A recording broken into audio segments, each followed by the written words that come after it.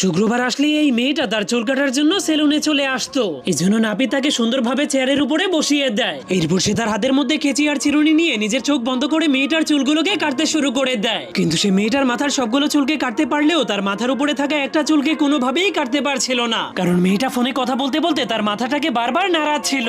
যার কারণে নাপিত অনেক রেগে তার মাথার উপরে অনেক জোরে কেচি চালিয়ে দেওয়ার কারণে তার চুলের একটা ঝুঁটি কেটে যায়। যা দেখে নাপিত অনেক ভয় পেয়ে জলদি করে সেই ঝুঁটিটাকে উঠিয়ে সেটাতে ঘাম লাগাতে শুরু করে দেয়। এরপর সেটাকে মেয়েটার মাথায় জোড়া লাগিয়ে দিলে হঠাৎ করে সেটা নিচে পড়ে যায়। যার কারণে সে একটা ক্লিপের সাহায্যে ঝুঁটিটাকে মেয়েটার মাথায় লাগিয়ে দেওয়ার চেষ্টা করলেও সে ব্যর্থ হয়ে যায়। তবুও সে হার না মেনে চুলগুলোকে তার মাথার সঙ্গে জোড়া লাগানোর জন্য একটা হিটার মেশিন দিয়ে কারেন্টের হিট দিতে শুরু করে দেয়। কিন্তু হিট বেশি হয়ে যাওয়ার কারণে হঠাৎ করে মেয়েটার চুলে আগুন ধরে গেলে নাপিত প্রচন্ড ভয় পেয়ে যায় এবং আগুনগুলোকে নিভানোর জন্য অনেক চেষ্টা করার পর ফাইনালি আগুনগুলো নিভে যায়। কিন্তু চুলগুলো পুড়ে একদমই ছাই হয়ে যায়, এমনকি নাপিতের চেহারাটাও একদমই কালো হয়ে যায়। এরপর নাপিত তার মুখ মুছে অনেক টেনশনে পড়ে যায় যে কিভাবে মেয়েটার চুলগুলো ঠিক করে দিবে।